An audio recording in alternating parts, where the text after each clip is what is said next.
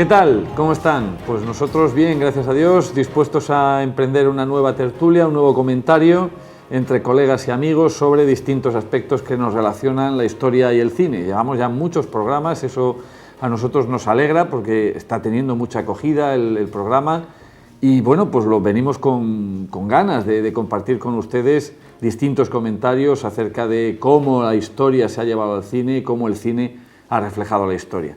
De nuevo, una vez más, Juan Ramón Carbó, a mi derecha, doctor en Historia Antigua, profesor de esta universidad, y José Mari Sesé, también catedrático de Historia, en este caso de Historia Moderna y Contemporánea, y director de la Cátedra Internacional de Cine de la UCAM.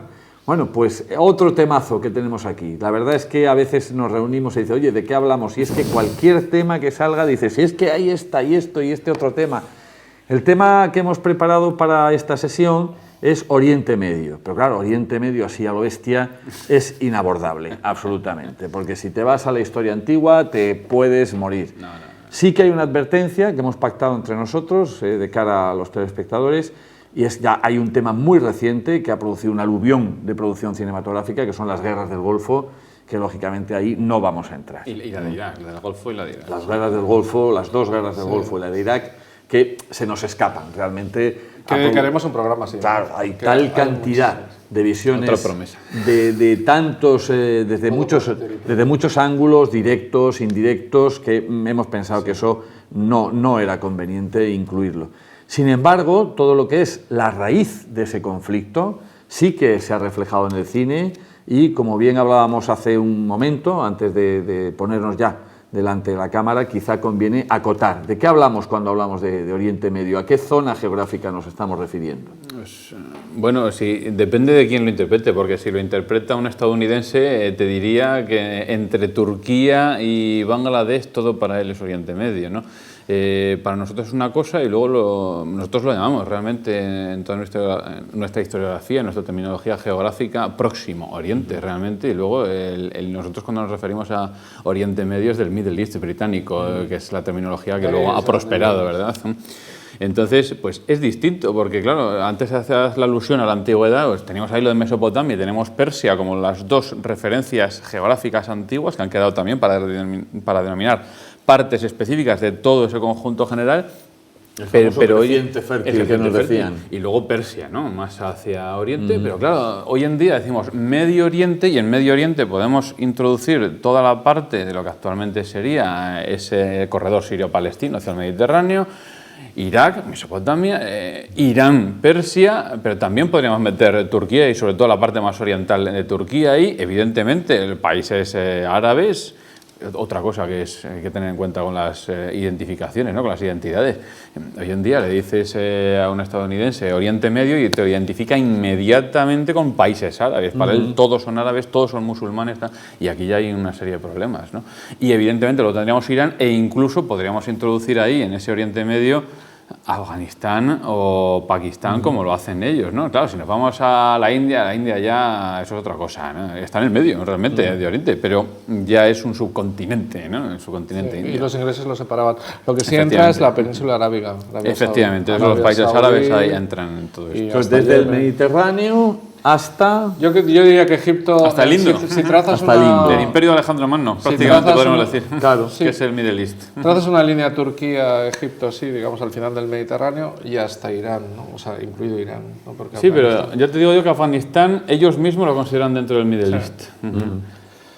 Ya tenemos un problema, que es que efectivamente ese saco no es homogéneo. Para nada. En absoluto. Al contrario, muy al contrario. Ni siquiera internamente, porque por ejemplo la cantidad de cristianos que había ahí era espectacular, que ahora mucha gente se ha enterado por el ISIS y la cantidad de matanzas, pero ahí estaban los coptos en Egipto, estaban la mayoría de los palestinos que eran cristianos, bueno, no la mayoría, pero un buen grupo. En el Líbano es un país mitad cristiano, mitad musulmán. En Siria estaban los cristianos sirios, en Irak lo mismo, en la antigua Mesopotamia. O sea que no es nada sencillo, tampoco es único a nivel árabe. Hay palestinos cristianos, exactamente igual. Y luego... Pero no le digas tú a un iraní que es árabe. Claro, cuidado. Y comunidades como los drusos o como los kurdos y tal, que no han constituido país y que, sin embargo, que es uno de los grandes errores, ya lo hablaremos. Que históricamente han tenido ahí una presencia como etnia fundamental y, sin embargo, es eso, que no han constituido un Estado. Y países totalmente ficticios. Y han sido zumbados de ellos, por todo. Creados de la nada solamente porque los ingleses tenían que dividir por aquí y fuera, ¿no? Ahí tenemos ya otro de los problemas que hemos topado muchas veces con él. ¿Cómo explicas esto en el cine?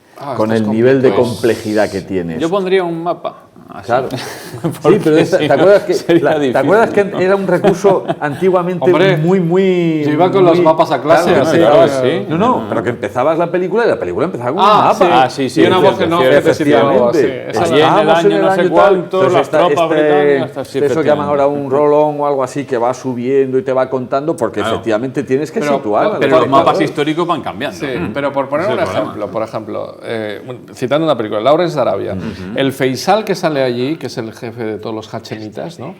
Lo que poca gente sabe es que el Imperio Británico, cuando intenta... el personaje de Alec Guinness. Sí, Alec Guinness. Que sus hijos hay que situar... un árabe puro. Sí, hay que situar... Esos ojitos. Por cierto, Alec Guinness ha hecho de todo. Igual, bueno, y al lado estaba Anthony Quinn, que ese sí que ha hecho de todo. Ese sí que ha hecho de todo. Ese de todo, de esquimal. Porque Omar Sharif siempre ha hecho de árabe, egipcio, bueno, de ruso también, el autor cigao. Pero hay que decir que Anthony Quinn se lleva, yo creo, la palma en Pero la historia por hablar cine. de la absurdez esta de la división y tal, resulta que a sus hijos hay que situarlos. Y entonces hay que dividir el mapa, entonces se le da Siria a Faisal, al mayor, ¿no? Y a Abdallah se le da Irak. Pero resulta que Siria es zona francesa y los franceses no lo van a aceptar. Y entonces, claro, el otro estaba ya en Irak y tal, entonces hay que llevar a Faisal a Irak. Y entonces hay que crear un nuevo estado para el chico de los Abdullah que ya estaba contento con su... Y así se crea Jordania.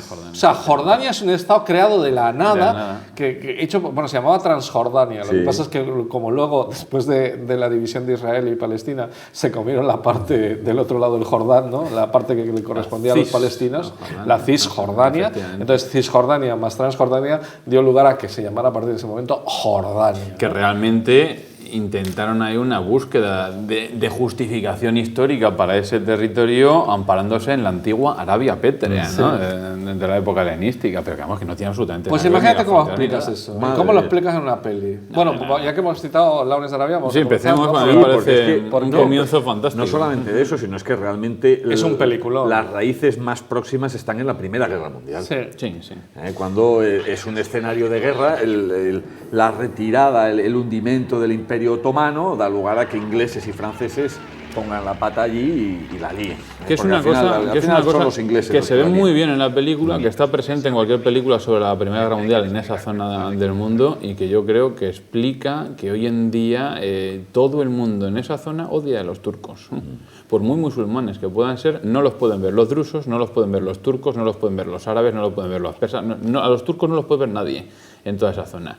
Y eso históricamente es por el dominio del Imperio Otomano sobre esas zonas. A mí me impactó muchísimo, ya que estábamos con lo de Lawrence de Arabia, cuando la vi por primera vez, aparte por lo que sugería, ¿no? Implícitamente por lo sexual, porque además la vi en un momento de juventud, el momento en el que es hecho prisionero Lawrence por oficiales turcos, lo llevan allí, y entonces un oficial turco se está mostrando en la película cómo es ese dominio de los turcos sobre todos esos territorios y los pueblos que los habitan, y dice, cuando acogen a Lawrence de Arabia, dice, ya los sodomizan, ¿no? Allí, cuando está prisionero. Dice, eso yo creo que en la película está simbolizando perfectamente, y de una forma evidentemente simbólica, lo que está haciendo el Imperio Turco, lo que se pretende demostrar que está haciendo el Imperio Turco con todos esos países sometidos a su vez, ¿no? A mí eso me impactó bastante. Aparte que, bueno, la película, como decías, es una verdadera maravilla, ¿no? Por explicar para los telespectadores, digamos que Inglaterra aparece ahí, desde sus bases de Egipto y tal, para ir por detrás del Imperio Turco. Utiliza la Lawrence de Arabia y acabar, porque el Imperio Turco está con los alemanes, ¿no? Por situar con los imperios centrales. Pero la película es una película maravillosa y además es un canto al desierto tan y a la aventura, y un personaje. Es uno de esos personajes que ha habido muchos en el Imperio Británico. Yo lo pondría a la par que un James Brooks, por ejemplo, ¿no? El que se puso ahí como Rajá de Sarawak, el que aparecía en las novelas de Salgari, ¿no? De Sandokan, el actual Brunei. Aventureros que bajo el amparo, ¿no? Ahí está, que van bajo el amparo de las fuerzas del Imperio Británico y que luego casi se colocan ellos como Rajá aquí, como el gran jefe de todos estos árabes, y no es árabe, pero tenía un gran amor por toda la cultura árabe. Es espectacular, ese amor por la pero cultura... que al final los propios ingleses acaban rechazando un poco, ¿no? Todo lo que había significado. Y luego el mito que significa, ¿no? Claro. Como toda la leyenda que se la construye leyenda, alrededor, además ¿no? que se murió joven también con un accidente de moto. Efectivamente. La película Ya empieza así. empieza así. así. Que después Y de luego todo hacer lo que la- se mata y con luego- una moto. Si no, no sería una leyenda. Sí, ¿no? con el mejor director Al final- inglés, probablemente junto con Hitchcock, que es David Lean, y encima con una actuación de Peter O'Toole que era desconocidísima hasta Y ese una momento. banda sonora también. Que por No, cierto, todo el grandísima. mundo considera que es una de las mejores actuaciones de la historia del cine, no le dieron el Oscar a Peter O'Toole. O sea, y mira que ganó Oscar es el de esto. Pero Peter O'Toole, la verdad es que le da un toque ahí. Muy British. Muy British y muy. No sé cómo explicarlo, como un poco rayadito al final, ¿no? O sea, que Sí, no, cuando- pero bueno, hay que decir que Peter O'Toole en la mayoría de sus películas tiene ese toque Sí, rayadito. pero entonces no lo conocían. claro. Pero, claro, pero eso es una ida y vuelta, porque como lo tiene, le encargan personajes que dan ese Efectivamente, juego. sí, Porque sí, sí. cuando hace un Lord Jim, pues también. Y a pues veces se eso, le pasa la mano con las matanzas o cuando va, ¿no? Cuando se pone ya la primera vez se viste de árabe también ya, pero cuando va encima del tren y tal. Pero bien, es muy interesante y se ve muy bien lo de Aqaba, que además para eso sirve un mapa, para ver qué Aqaba es fundamental, porque si tienes Aqaba es el final del Mar Rojo. Efectivamente. Pero claro, todo eso en las pelis, cuando no hay mapa, porque claro, es una película de David Lean, no va a sacarte en plan antiguo el mapa y tal ahí. Y además estamos hablando probablemente de británicos que saben dónde está, pues la gente no se aclara excesivamente. La importancia de tomar ese tren también, la importancia... Como, sí, que refleja muy Wadi bien Rum. el ambiente de las tribus también, Claro. ¿no? de los grupúsculos, de cómo ahí nació el mundo musulmán. Pero que Mahoma eso- Pero era- hay que decir que todos los que aparecen en esa película, todos son árabes, y salvo los turcos estoy diciendo, todos los que están ahí con los árabes, todos son árabes y todos son suníes. Sí, Y eso va a ser un choque posterior, que hoy, por ejemplo, el mundo no lo podemos entender en esa misma clave que la que se plantea en la película. Son todos los árabes, pero más de Occidente. No olvidemos que, por ejemplo, hoy en día en Irak la mayoría son árabes, siguen siendo, pero son chiíes, son de Sí. esa otra rama del Islam, como son, por ejemplo, en Irán, ¿no? Enfrentados a muerte con a los muerte. árabes de Arabia Saudí.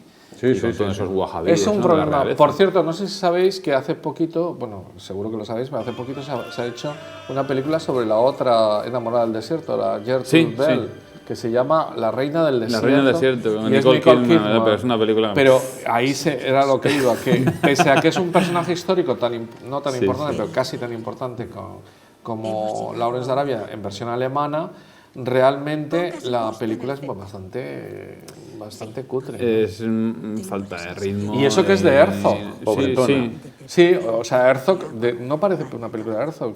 ¿No? Herzog, como sabéis, este director alemán tan curioso y tan capaz Pero ya estáis sacando una de las características de este mundo, es decir, que el sustrato es de tribus que no han tenido una formación estatal y que, sin embargo, el proceso histórico les ha llevado a formar una serie de estados que no han suprimido esa... Vamos a ver, yo espero que los telespectadores lo entiendan. Hay mucho occidental que va a esa zona, vive en esa zona, y dice, mira, siguen siendo árabes del desierto, siguen siendo camelleros. Sí.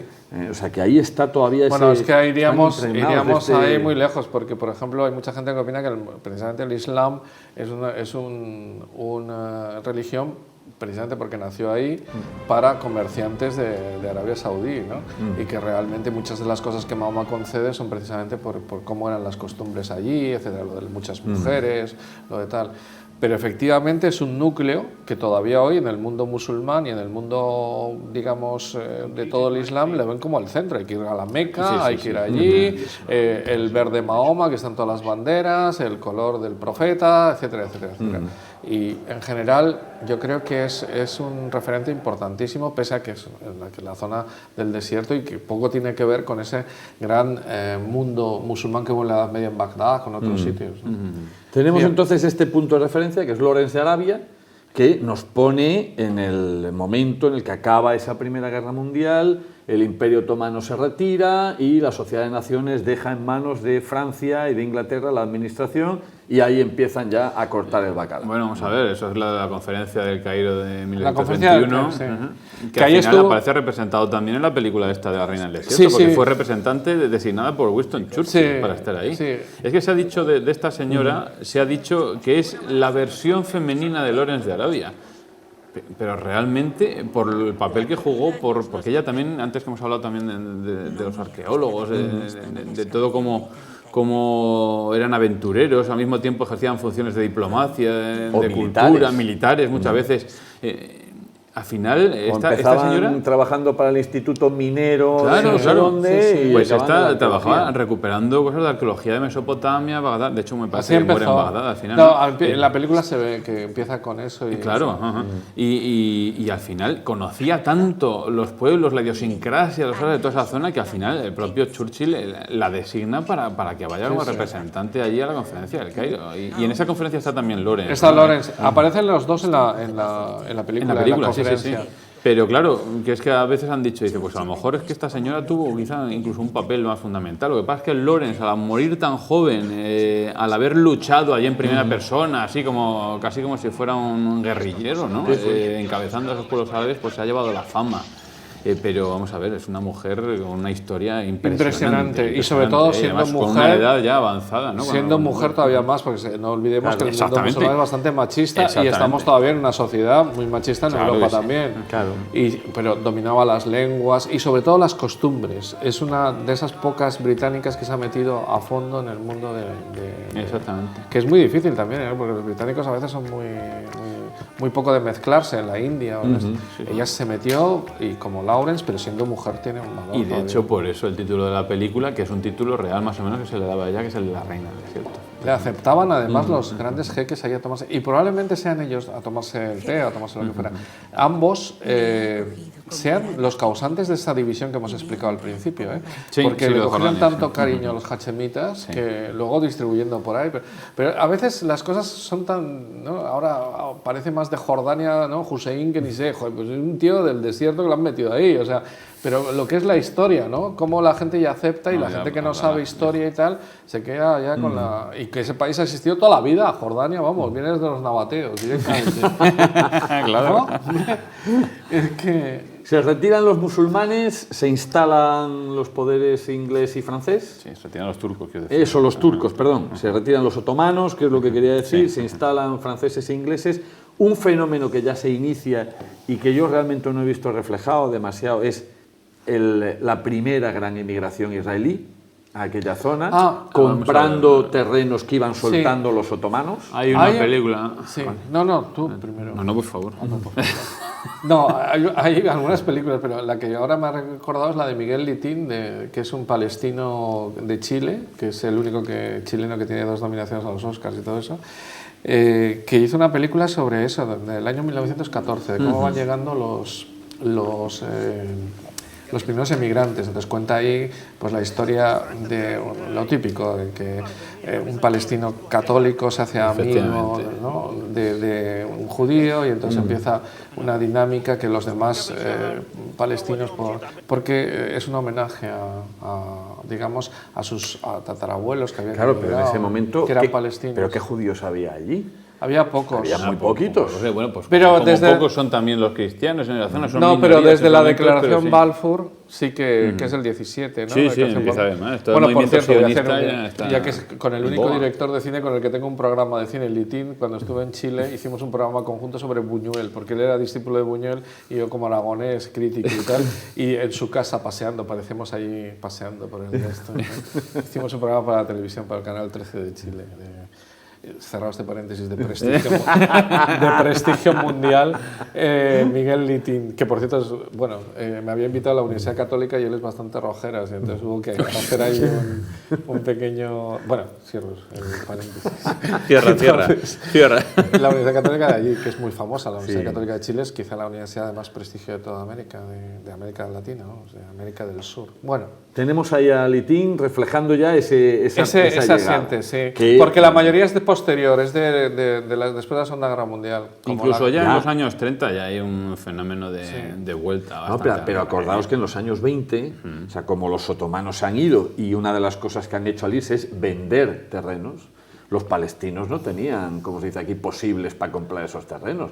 Y como en Europa ya desde toda la cuestión de finales del 19, con el affaire Dreyfus y todo esto, ya Herzl ha dicho no, a Tierra Santa, porque acordaos que una de las posibilidades que decían, oye, como Tierra Santa está ocupada, nos vamos todos a Madagascar. O situaban sitios o a Sudamérica, a ver dónde podían emigrar todos, se aprovechan de esa venta de terrenos para empezar a aparecer por allí y ya empieza el enfrentamiento. Acordaos de que el primer atentado terrorista serio son los palestinos en el Hotel King David. Y estamos en los primeros años 20. Sí, que por cierto eso sale en pocas películas porque, wow, o sea, unos terroristas al principio, o sea, algunos de ellos, el Hotel David, que murió un español, el embajador de la ONU, que era español, de las Naciones Unidas. Pero ya se percibe que ahí hay un nido de conflicto. Sí, la sociedad, quería decir Sociedad de Naciones. Sí, hay un conflicto. Hay un conflicto notable. Ahora, de las diversas llegadas, estoy pensando que hay una película muy reciente que se presentó en Cannes en el 2015, que es Natalie Portman haciendo directora, que se llama Una historia de amor y oscuridad, que son las memorias de Amos Oz. Y que es la vida de él prácticamente, una película bastante interesante y retrospectiva porque es la vida de su madre y tal, que la hace la propia Natalie Portman, pero es de los años 30 y de hecho hay un momento en el cual... Que está entre ahí y Jordania, sí, ahí está. En los años 20, aunque yo no tengo noticia de que esto haya aparecido en versión cinematográfica ni televisiva, el que narra muy bien esos inicios de las llegadas de los judíos a Palestina es Arthur Kessler, que se va, en sus memorias lo cuenta, que en los años 20 se va para allá, se va a un kibutz, trabaja como corresponsal para un periódico y ya te está poniendo, dice, lo que se está creando allí, qué germen se está creando. Por cierto, allí la película de Little no ha dicho el nombre, pero creo que es La Última Luna o algo así, tiene que ver con la luna seguro. Mi disco duro no da para más, pero creo que es La Luna, a La Última Luna o algo así. Perdón. Ese periodo, hasta que estalla la Segunda Guerra Mundial, ¿ha quedado en blanco por el cine o cómo...? Pues no sé qué decirte, porque yo diría que sí, porque el cine palestino y el cine judío actual, que están trabajando mucho estos temas, nunca llegan tan lejos. Que va, empieza casi ya justo después de la Segunda Guerra Mundial. Claro. Con la creación del Estado de Israel. Porque el célebre Amos Hitai, que es ahora el director israelí más de esto, que sale en todas partes y que en general es un individuo que ha hecho, por ejemplo, sobre otro barco distinto, ahora hablaremos de Éxodo, que se llama Kundun o algo así, ha hecho Kippur, sobre la guerra de Yom Kippur, ha hecho Edén, o sea, ha hecho diversas películas que tienen que ver con la historia de Israel, pero posterior. Y el gran palestino... Kemat es el otro barco, sí, la película de Kemat. Kemat, eso es que no me salía con K, Kemat. Y luego el palestino más importante, que se llama Sulaimán, Elia Sulaimán, no sé si se pronuncia Elia o Elia. Sí, Elia Sulaimán, que es tiene dos películas también sobre la historia esta y tal, muy interesante, pero realmente son posteriores también. Y además focalizadas en Palestina. Sí. Totalmente. O sea, de momento, de hecho, la segunda... ¿Qué pasa en Líbano? Pues que pase lo que tenga que pasar. ¿Y qué pasa en Siria? Por lo que Dios quiera. Hay muy pocas que se vea una relación de la situación más allá de las fronteras. Claro. Hay muy pocas. Esta que mencionaba ahora mismo José María de Natalie Portman, precisamente ahí sí que se ve un poco la frontera con la cuestión de Jordania, pero bueno, se está refiriendo a unos años bastante antiguos todavía. Pero luego, por ejemplo, sí que aparte del cine palestino sí que ha tratado, por ejemplo, la frontera de Israel con Siria. Yo recuerdo, no me acuerdo el nombre de la película, pero sí que hay una que menciona el caso de una joven drusa que se va a casar con un sirio, entonces tiene que ir a Siria, pero no quiere casarse con él porque sus padres viven en la zona de los Altos del Golán, que están dominados por Israel, entonces casarse en ese momento con alguien del otro lado significa que no va a volver a ver a su familia. ¿No? No me acuerdo el nombre de la película. Sí, estoy intentando acordarme, pero es una película francamente buena. Pero eso ya tendremos ocasión porque sobre esa convivencia conflictiva permanente, difícil, sí que hay muchos Sí, retratos. Sí, además algunos de ellos doble. Por ejemplo, este que acabo de citar, el Suleiman, tiene Crónica de un desaparecido, que es como una autobiografía suya, y tiene dos partes. Una que es en Nazaret, donde hay una cierta visión distinta que la que luego va a Jerusalén, y se llama así en primera parte y segunda parte, Nazaret y Jerusalén, y donde ahí hay un follón ya notable. Pero sí es cierto que hay un montón de producción cinematográfica más actual y que se refiere pues a lo mejor a lo más reciente o a la actualidad o a las últimas décadas y... Hombre, hay algunas películas libanesas que han afrontado, Sí. ¿no? La cuestión de la guerra del Líbano, por ejemplo, en los 80. Pero sí es cierto que sí, la cuestión actual pues, nos daría igual que lo que decías al principio para Irak, que es que da para hacer un programa en sí mismo la situación del conflicto actual entre Israel y luego Palestina. Hollywood ha Pero sido... la creación del Estado de Israel y eso, por ejemplo, eso sí que va más relacionado con lo que estamos planteando desde Lawrence de Arabia en adelante, ¿no? Hollywood ha sido siempre muy prudente con el tema este porque aunque casi todos los productores son judíos en la época dorada de Hollywood y casi todo, siempre han hecho muchas películas judías, pero no tanto en Israel ya, sino tipo El violinista en el tejado o tipo El holocausto en la lista de Schindler o lo que sea. En general son películas, o ya sean Las locas aventuras de Rabbi Jacobo, esto que no es de Hollywood y es de Luis de Funes. Pero, Gran bueno, película. pero por decir, digamos que no es... porque el tema es un tema complicado. Y yo solo recuerdo, aparte de Éxodo, que supongo que ahora hablaremos, una que se llama La sombra de un gigante, que es bueno, la de Kirk Douglas. Y no recuerdo más que hayan hecho así en plan, vamos a explicarle a la gente. Porque y eso el está O Jerusalén, mira que es fácil de hacer O Jerusalén. O Jerusalén, la famosa novela de Dominique Lapierre y Larry Collins, ha estado durante años sin hacerse. Y la han hecho hace 2 años los franceses y realmente es mala, pero mala. Porque además no sigue el libro, sino que crea 2 personajes que, por cierto, habría que ser, no sé, muy ingenuo para creerse la historia. O sea, son dos amigos que se encuentran porque este atropella a este y al año ya son súper amigos. O sea, la ha atropellado y tal, pero bueno. Los dos, uno es palestino y otro judío. Y los dos, que son pacifistas, se van a luchar a Israel, cada uno por su bando, y acaban siendo jefecillos de ambos bandos cuando no han disparado una pistola en su vida. O sea, una cosa patética. Pero lo que se trata es de no ponerse con ningún lado y decir que todos son buenos y que fíjate que amable todo y tal. Pero hacer bien O Jerusalén habría sido una gran cosa, por ejemplo. O sea, que Hollywood no ha cogido, digamos, ese dinero que a veces pone, vamos a hacer el día de una reconstrucción de tal, vamos a hacer, yo qué sé, ¿no? Cleopatra, vamos a hacer... Sí, no, es que no... Claro, que es complicado el tema, ¿no? Bueno, pero sí que es cierto que tenemos algunos hitos muy claros. Sí, el primero ha sido Lawrence. Y antes de pasar a Éxodo, que yo creo que es el siguiente, y Éxodo es el siguiente, y como antes estabas hablando de los años 30, a ver si había más producción, no en torno al caso de Israel-Palestina, pero sí me acabo de acordar ahora mismo la cuestión arábiga de Oro Negro, que es una película también bastante reciente, que sale Antonio Banderas, Mark Strong y tal, que precisamente nos vuelve a establecer cómo 2 príncipes árabes se enfrentan en el momento en el que las grandes compañías de petróleo se están metiendo allí con sus intereses y uno apoya a este y otro apoya al otro y les dan dinero para comprar blindados o a estos un avión. Y se produce ese enfrentamiento. La película en sí yo creo que no tiene un ritmo argumentativo muy bueno. Ahora, Banderas haciendo de árabe ha hecho bastante. Bastante. Porque en Caballero 13 también ha hecho... El Guerrero número 13, sí. Y bueno, Mark Strong lo hace bien, pero vamos, estamos viendo pues, lo que decíamos antes de Alec Guinness, ¿no? Que no es que sean muy árabes ellos. Todavía Banderas, pues bueno, parece un poco más... Bueno, a Alec Guinness se le permito. Porque además un tío capaz de hacer los 8 miembros de la misma familia en 8 sentencias de muerte.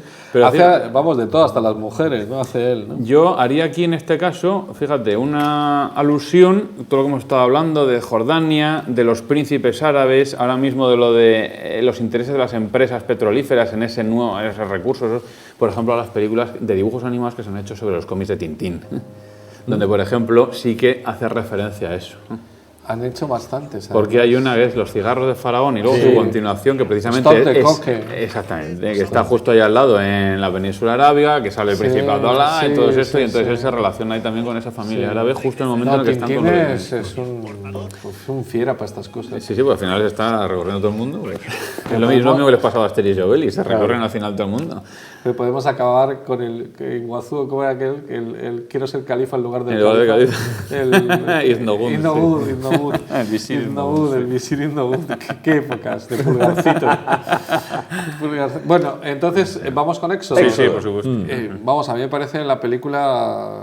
Esa sí que es una crónica. Sí, además el nombre Éxodo, que dices, es el nombre del barco, pero al mismo tiempo es el nombre de la gran epopeya judía. Que es del relato fundacional. Del relato fundacional. Es de la novela, ¿no? De Leon Uris. Sí, las novelas de Leon Uris, la película de Otto Preminger, o sea, es todo un reparto de lujo. Paul Newman, Eva Maria Saint, John Derek haciendo de Moro, que eso es de árabe. De árabe, exacto. Momento griego. No, aquí, si hablamos de... Pero no me digas que John Derek casado con Bo Derek, no, totalmente. Bueno, bueno, en fin, y Paul Newman haciendo también con sus ojitos azules y tal. Sí, de judía. Y Eva Maria Saint también, rubia total. Bueno, total, que a lo que iba. Sale también Salmineo, pobre. Sí. Que aparece por ahí. Ahí sale también muchas cosas del nacimiento, ¿no? De todo lo que ha sido la Haganá o el Haganá y todos los inicios también del cierto terrorismo para hacerse con. Es prácticamente, yo creo que también. Pero contra los ingleses. Sí, es la película. El origen es contra los ingleses. para lograr que los ingleses se vayan de ahí y deje de ser un protectorado y conseguir la independencia. Efectivamente. Y de hecho, la amistad entre Paul Newman y creo que es Paul Newman el que es el amigo de Bo Derek, ¿no? De John Derek, que es el príncipe árabe. Y entonces, al final, aparece muerto John Derek precisamente en esas luchas entre cuando eran súper amigos. Sí. Tiene también el nacimiento de los kibbutz, que es muy interesante también. Bueno, y yo creo que nos muestra también muy bien la parte que señalabas tú al principio, de cómo al principio, cómo en el inicio de la película están todos esos judíos metidos en Chipre, en campos de concentración. Y que nadie los quiere. Claro, que es un problema, que los ingleses solo ven como un problema, pero no quieren dejarles salir de allí porque saben a dónde van. Claro. Y que allí van a suponer un problema todavía mayor, pero al final, claro, pues ellos montan toda esta expedición con el barco de eso, la huelga de hambre que tienen que hacer hasta que consiguen salir del puerto, las trampas que hacen, las suplantaciones de identidades. Estamos jugando incluso, no te voy a decir con el nacimiento del Mossad, pero vamos a ver, ese juego de la inteligencia israelí para intentar vencer a otra nación, en este caso a los británicos, pues se empieza a ver ya en esa película, ¿no? Y el problema de esa Haganah contra los ingleses, y que después realmente cuando los ingleses ya dicen estamos hasta las narices, ahí os quedáis y allá os las apañéis. Sí. Y allá los apañéis. Y el Imperio Británico desaparece de esa zona y lo que era el protectorado se convierte en un dominio israelí. A secas. Y eso es lo que provoca finalmente la guerra, ¿no? Del 48, que es la que lleva a la otra película, este director, ¿verdad? La que acabas de mencionar antes. Y... ¿La de Kirk Douglas? No, la del otro barco que hace el director palestino. Kandun. No, que... Kelat, habéis dicho. Antes lo has sacado tú. Es un nombre... Kebab, algo así. Kebab no. Sí, es el nombre del barco, pero no... Kemat, creo que es. Kemat. Con K. Sí. No tiene nada que ver con Kemat. Y luego la que hizo de la Primera Guerra, ¿no? Ahí árabe del 48, que precisamente es la otra película, ¿no? La de Kirk Douglas, pero de esta, si queréis, hablamos ahora, vamos a acabar... No, además Kirk Douglas hace un personaje que es un coronel norteamericano que va allí... Que va a ser el primer general histórico del ejército israelí, Marcus, ¿no? ¿no? Marcus, que dio un nombre romano. Sí, curioso. Y que encuentra sus orígenes y tal, eso siempre es así. Bueno, entonces, vamos con... Éxodo tiene también otra cosa muy interesante, que es el nacimiento del Estado de Israel con la célebre votación. Hay un momento de la película en que está Ben Gurión y todos ahí arriba y tal, y la gente está esperando la votación y va saliendo los votos, ¿no? Perú, sí, y tal, no sé qué, Sudamérica votó casi toda que sí, España no estaba en la ONU en ese momento, ¿no? Etcétera, pero van votando, y es un momento interesante ese, porque debió ser un asunto de una felicidad, por fin tenemos un sitio después de todo lo que hemos sufrido y tal.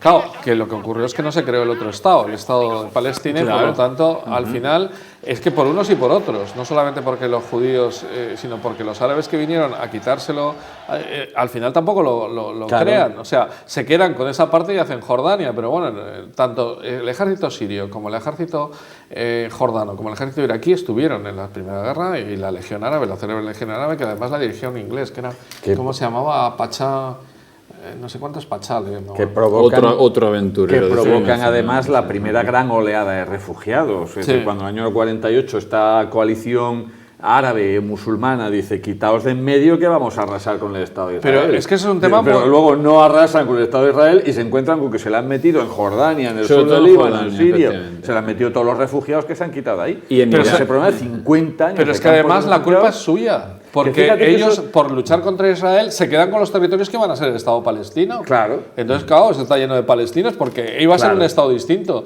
Con la excusa de voy a luchar contra estos tíos, me arramplo para mi país todo esto, ¿no? Y los voy a arrasar. O sea, los pobres palestinos les jorbaron todo. Que Y además, si eres palestino y cristiano, que hay un montón también, Sí, eso eso ya es la leche. Sí, o sea, sí. Eres El paria.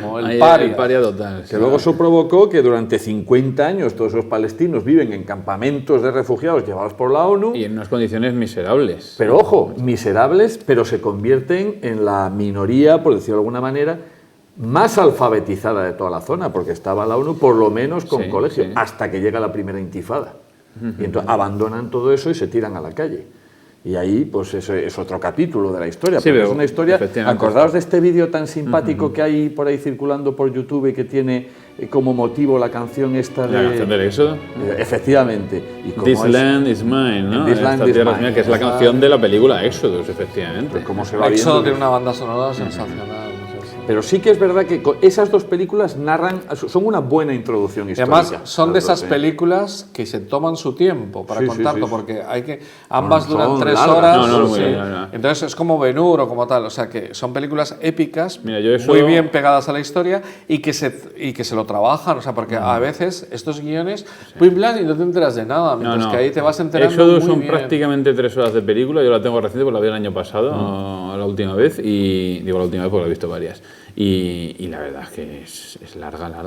Pero yo recuerdo en niñez algunos momentos específicos a mí me llamó mucho la atención, como el que decías tú del asesinato del príncipe árabe que es amigo suyo. Y esto nos lleva a la posición de las víctimas, ¿no? Al final, de un bando y del otro bando. O sea, allí todos son víctimas, ¿no? Claro. Y esa situación es algo irresoluble. Aquí no nos vamos a poner en esta mesa a decir cuál es la solución, ¿no? ¿Por qué hay tanto problema, ¿no? Pero los que hemos estado en Israel y hemos hablado con gente de allí, tanto de un bando como de otro, sabemos que la inmensa mayoría de la población lo que le gustaría es vivir en paz. Nada de extremismos o ideologías nacionales, es decir, aquí tiene que haber un Estado israelí, aquí tiene que haber un Estado palestino, excluyentes además, que eso al final lo que lo encontramos es en los corpúsculos más radicales que podemos encontrar en los políticos de ambos bandos, por así decirlo, ¿no? En el Estado israelí y en pues los partidos más radicales, ¿no? Dentro del Parlamento israelí, o los ortodoxos, más ortodoxos, ¿no? Judíos, y por otro lado, evidentemente, con Hamás y los terroristas, por hay que decirlo así, de Hamás en la Palestina histórica. Porque la Palestina histórica, y esto es otra cosa que yo creo que sí que habría que mencionar, es el origen, ¿no? De por qué se llama eso Palestina. ¿Y por qué hoy en día hablamos de Franja de Gaza y la Cisjordania? La de Cisjordania lo hemos mencionado antes, ¿verdad? Pero la Cisjordania era la Decápolis antigua. Allí casi ni siquiera había judíos, era más griego que otra cosa. Pero la Franja de Gaza es que coincide geográficamente y casi de forma exacta con lo que era la antigua Filistea. Y de Filistea vino Filistina por los griegos y de Filistina vino Palestina, denominada así por los romanos, que lo utilizaron tanto los griegos y los helenísticos como luego los romanos como una denominación geográfica por los problemas que les daban entonces los judíos, tanto a los monarcas helenísticos como luego a los gobernadores romanos. Y dijeron, están tocando las narices. Y dice, pues esto lo vamos a llamar Filistina. ¿Por qué? Pues para tocar las narices, porque es el nombre de reconocer a los enemigos de Israel que habían sido siempre los filisteos. Entonces, Que además lo llaman venían de Filistina, fuera. que eran griegos, vamos, no griegos, pues no existe todavía Grecia, pero eran de Los la zona hombres del del mar. Egeo, eran pueblos del mar, Los de la pueblos zona del de la mar, zona sí, de sí, Creta. sí, sí. O sea, que es que la Filistina, Palestina antigua, si alguien quiere retrotraerse a los orígenes, no tiene absolutamente nada que ver, ni culturalmente, ni nada, ni étnicamente, con lo que es la Palestina actual. Evidentemente es todo Este el ha sido problema. uno de los mejores momentos griegos que hemos tenido. Ha sido Pero yo creo que es francamente- interesante porque hay mucha gente que Sí. Y sobre todo, los más exacerbados siempre en los debates políticos intentan utilizar la historia como una forma de justificación. Y nos remontamos a tales orígenes para justificar. Por supuesto. Pero claro, ¿hasta dónde nos remontamos? Claro. Cada cual puede remontarse hasta donde le dé la gana, que le viene bien a sus intereses. Yo me voy a remontar solo hasta aquí porque aquí es lo que me viene bien como argumental. Pero además que esos Pero se sigue intereses haciendo, crean una cantidad de problemas. Pues, volviendo a la repartición esta que se hizo, no se hizo el Kurdistán. Claro. Precisamente porque los británicos no querían tocarle las narices a los turcos, ¿no? Y entonces una de las naciones más grandes del mundo no tiene país, no tiene Estado. Con lo cual, ahora cuando la gente habla y opina y tal... Está dividida entre 5. Entre 5, Y los 5 le dan. Y los 5 le dan. Entonces, solo porque los ingleses, esa repartición en la que se inventaron un país llamado Jordania, no tuvieron las narices de hacer el Kurdistán, que ya existía, y convertirlo en un Estado. Y la desaparición de la Armenia histórica, que es relegada al Cáucaso. Y hoy Armenia está en el Cáucaso. Eso es todavía peor porque ahí lleva todo el genocidio de los turcos o los armenios. Todo el mundo habla del genocidio de los judíos y todo el mundo se olvida del gran genocidio, pero el genocidio total, matar salvaje por ser armenios, que hicieron los turcos con el pueblo armenio. Entonces ahora parecen que son unos tíos molestos que están ahí, eran los kurdos, tres y la gente ve el de la telediario y dice, que ahí hay un montón de gente. Yo creo que es la nación más grande del mundo que no se ha configurado un Estado, es los kurdos. Y la otra podría ser... antiguos que los árabes en esa zona, con muchos más derechos. Con muchos más años. Porque llevan allí estaban los kurdos y los armenios. Y la otra puede ser los armenios, porque ahora no son tantos porque se los mataron a todos. Pero fíjate, el barrio armenio de Jerusalén. O sea, Jerusalén tiene 4 barrios y uno de ellos es cristiano, el otro es musulmán y el otro es armenio. O sea, porque son unos tipos de siglos. Y claro, que esos dos se hayan... Armenia ahora es una mini república ahí que le han dejado tal. Y Kurdistán no se ha creado. Y entonces, y a veces, cuando lo ves en el telediario, dices, pero todo el mundo pasa de ellos, pobres y tal, no sé qué, ¿no? A los kurdos y tal, ¿no? Y otro estado artificial creado en esa cocina es Kuwait. Bueno, Kuwait ya sí. Kuwait ya, los Emiratos Árabes. Claro. Y digo, ahora resulta que son además los más grandes, los que más dinero tienen y lo que más. Ahí estaba Arabia Saudita.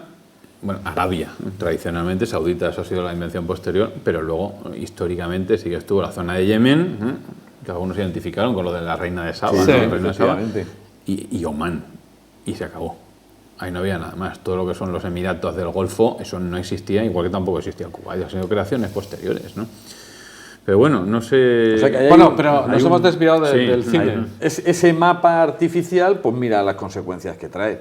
Y sobre ese mapa artificial, lo que estamos contando con Éxodo, la creación de otro Estado más, esta vez sí, con respaldo internacional, con un cierto tinte de compensación por todos los sufrimientos habidos durante la Segunda Guerra Mundial, el Estado de Israel. Y a partir de ahí son 4 guerras. Sí, hemos citado eso, nos falta la de Kippur, que es la de... Bueno, la de Kirk Douglas, si quieres glosarla más. Sí, vamos, por la sombra de un gigante, sí, ¿no? Porque ahí es el general pero bueno, ahí se ve bastante la... Era coronel cuando llegó ahí, el coronel Marcos. Él era coronel del ejército estadounidense, lo que pasa es que cuando llega allí se convierte en el general, ¿no? Del ejército judío. Pero bueno, luego se ve que el que había sido su general en la Segunda Guerra Mundial, el personaje interpretado por John Wayne, ¿no? Y luego anda por ahí también Frank Sinatra, ¿no? Que se va también y le ayuda, y de hecho está también con él allí en Israel, y luego no me acuerdo quién más, pero vamos, tiene un reparto claro también interesante la película esa. Pero a mí no me gusta en cuanto a película porque tampoco tiene un ritmo, pero sí que es cierto que históricamente algunas cosas sí que las muestran más o menos bien, pero siempre bastante partidista. Le hace falta, ¿no? Un buen director. Sí. O sea, si esa lo hubiese hecho Top Preminger o cualquier otro, pero sí le hace falta. Y luego, pues, del Yom Kippur, está esta de Kippur, del que citaba antes. Pero ojo, el Yom Kippur ya damos un salto al año 67 o 60. ¿Es 67? No recuerdo bien. 67 es la de los 6 días. No, esa es la de los 6 días. El Yom Kippur es 73. Es 73. 73. Sí, además hemos dejado los 6 días la con guerra el Gran Moshe con Dayan. el Gran Moshe Dayan. Que por cierto, biografías, hay una buena de Golda Meir, que hace Ingrid Bergman, de Golda Meir, casi su última actuación. Y de hecho la otra película que acabamos de mencionar, la de La sombra de un gigante, hace un guiño al personaje de Moshe Dayan porque aparece Jules Breen también calvito, como oficial. Pero Moshe Dayan también sería una buenísima película si la trabajaran más. Aparece, tiene alguna cosilla, pero lo mismo que decíamos el otro día del programa de la reina Victoria, ¿no? De que falta una biografía potente de algunos políticos de ese momento, pues falta también de Moshe Dayan. O del propio Ben Gurión, que aparece aquí y allá en películas, pero siendo, ¿no?, el alma mater del Estado. Y ¿qué iba a decir? La guerra ni siquiera Arafat tiene tampoco una película hay que le haga por justicia. cierto, ni siquiera sale en la película de Oliver Stone. Hizo un famoso documental cuando hizo el de Fidel, luego se fue durante 5 días rodó y consiguió hablar con varias, con Netanyahu, con Simón Pérez, la entrevista con Simón Pérez, pero no, pasó de él. Sí, es curioso. Que no era palestino, Arafat también bueno, esa es otra. Tiene que saber también el público, que él era egipcio, ¿no? Arafat era egipcio, creo recordar. Arafat era nacido en Egipto, sí. No era palestino. Pero todas esas guerras que van jalonando, o sea, lo que crean es una imagen, creo yo, crea una imagen general. O sea, ahí hay un follón montado y se toma partido. O sea, yo soy pro-palestino, yo soy pro-judío, pero tomarse la molestia de escarbar, de ver de dónde vienen todas esas posiciones, cuáles son irremediables hoy por hoy, porque yo creo que desgraciadamente alguna es irremediable, y cuáles se podrían reconducir de alguna manera, eso, por ejemplo, no hay tampoco miniseries ni series de televisión que familiaricen. Es que es un tema bien complicado, incluso la gente tiene partido tomado, como tú bien dices. Y además yo creo que deformado desde que la Intifada saca esto a la calle y va creciendo la intensidad terrorista. Pero esa idea de que había 2 estados y que la ONU creó 2 estados, hay gente que no lo sabe y que el Estado palestino no se creó y que no es que sea un gran favor el de esto, sino que es una decisión de la ONU, lo mismo que crea el Estado de Israel, crea el Estado. Y que los palestinos que estaban allí durante siglos y tal, a muchos se les quitó todo y tal, eso también es otro tema. El gran problema, eso no justifica que somos pro no sé qué o pro no sé cuántos, no, es la historia. Y el gran problema es que con estos apriorismos que hay típicos en toda Europa, en España especialmente, si eres de determinado partido político tienes que apoyar a no se sabe quién. Si eres partido de tal, estos packs que hay, ¿no? Que son ridículos. Que son ridículos, pero ridículos totalmente, porque son situaciones muy complicadas, muy complejas, que hay que conocer muy a fondo y que son muy difíciles. Cuando en el año 49 se decide, dice, oye, vale, se crean 2 estados, Israel dice, sí, ya mismo, pero dicen, no lo aceptamos. Mira, el libro que citaba antes de O Jerusalén lo hace muy bien el tema de explicar la matanza del poblado ese que hacen los judíos y la matanza del famoso autobús que hacen los palestinos. Y en el mismo libro están explicadas ambas cosas, porque un conflicto no es una cosa de buenos y malos, sino que hay muchas cosas. Y hay personajes magníficos en ambos bandos, y hay personajes tal, no sé qué. O sea, es todo un mundo complicadísimo. Y eso, llevarlo al cine, sería realmente interesante, pero se le acusaría de todo. O sea, es que es pro-palestino, es que es pro-judío, es que es pro no sé qué. Sí, sería todo, no dejaría a nadie contento. No dejaría a nadie contento. Entonces, por eso mucha gente no se lanza a hacer cine sobre eso, porque al final son los judíos que hacen cosas de tal, y al final son los palestinos que hacen cosas de lo suyo. Pero que haya una gran superproducción internacional y tal, y los ingleses no quieren ni hablar del tema, porque ahí metieron la pata con... De hecho, Lord Allenby, que bueno, es un personaje que no tiene muy... Y la que hemos mencionado al principio, la chilena, ¿no? Sobre el Israel de 1914, que ahí sí que te podrían decir, oye, tú aquí, ¿de qué vas? Por eso se va a lo más histórico antes de la creación del Estado de Israel, por supuesto, para no meterse en esos problemas. Y siempre con buena gente que se conocen y que se quieren. Es un berenjenal tremendo. Es un berenjenal. Pero bueno, es cierto que todo el problema israelí y palestina es que se daría para otro programa entero solo de eso, ¿no? Para ver toda la producción posterior que se ha hecho. Pero lo que estábamos hablando, es decir, eso ya simplemente, lo que estamos hablando nos dice como para la mayoría para un espectador medio, el conflicto Oriente Próximo, Oriente Medio, se le puede denominar como queramos en este contexto, es israelitas contra palestinos. Y no además, es así. Israelitas contra palestinos, porque en Israel vive gente que no es judía. Claro. Hay árabes que son ciudadanos del Estado de Israel. Sí, incluso y hay árabes cristianos. Así como hay judíos israelitas. en algunos de esos países árabes, por ejemplo, hasta hace 10 años, 20 años, había una minoría importantísima de judíos en Irak. Claro, en el sur de Irak, precisamente en toda la zona en torno a lo que fue la antigua Babilonia. Era el tercer lugar del mundo donde más judíos había, después de Israel y de California. Por ejemplo, y era Irak, y no tenían ningún problema, era otra de esas minorías protegidas dentro de aquel régimen dictatorial, sin duda, de Saddam Hussein. Ahora han tenido que salir pitando, ¿no? Cuando se rompió aquel régimen y por la guerra de Irak, que es otra cuestión que vamos a hablar aquí.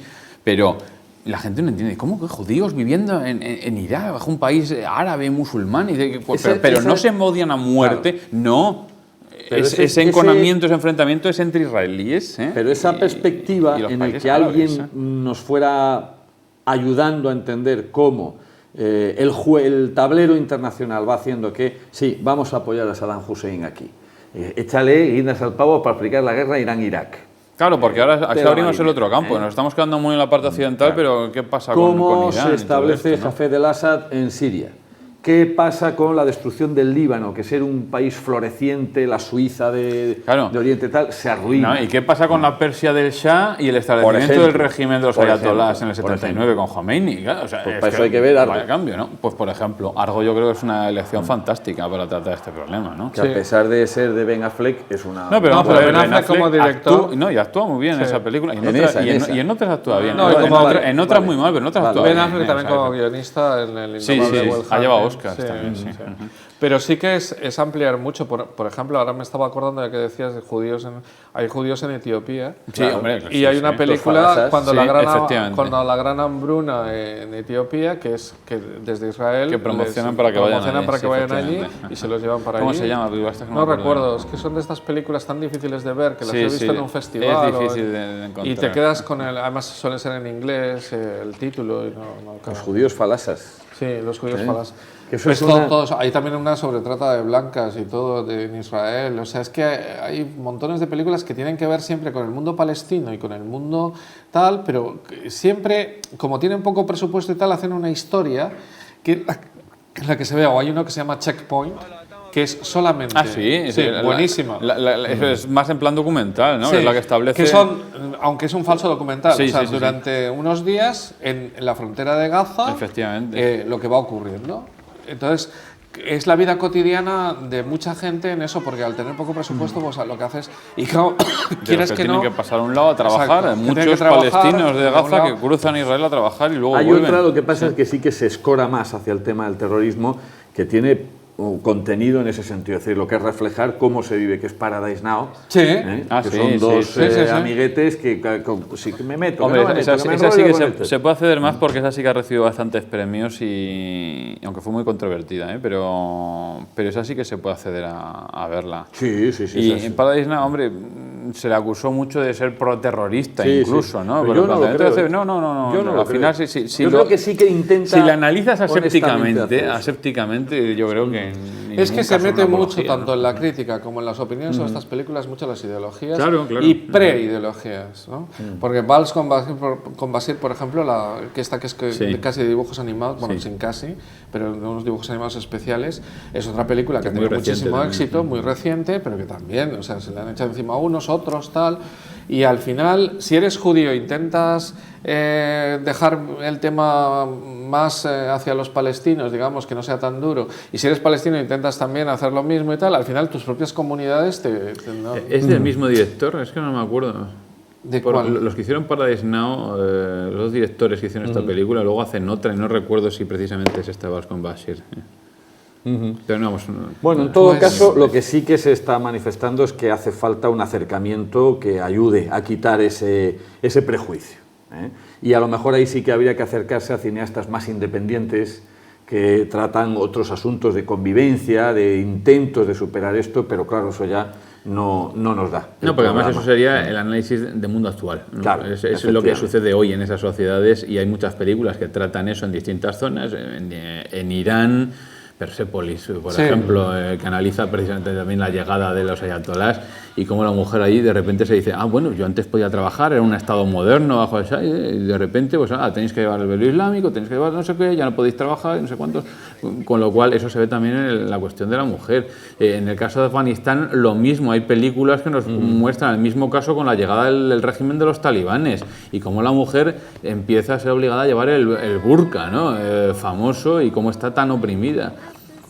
Hay una película, no recuerdo tampoco cómo se llama, joder, tengo yo también la cabeza hoy, es fatal, pero que precisamente va de esa zona en Afganistán cuando las mujeres antes estaban sometidas bajo el régimen talibán, cuando ya el régimen talibán cae con el ataque de los Estados Unidos, ¿no? En el 2001, A continuación dicen, bueno, yo hasta ahora estaba así, pues quiero empezar a liberarme de todo esto, quiero empezar a estar en la sociedad, quiero incluso estudiar políticas y podría ser yo gobernante o aquí en Afganistán. Una mujer que se plantea todo eso y de repente todo el condicionante social, que ya prácticamente se ha producido una interiorización de la dependencia, ¿no?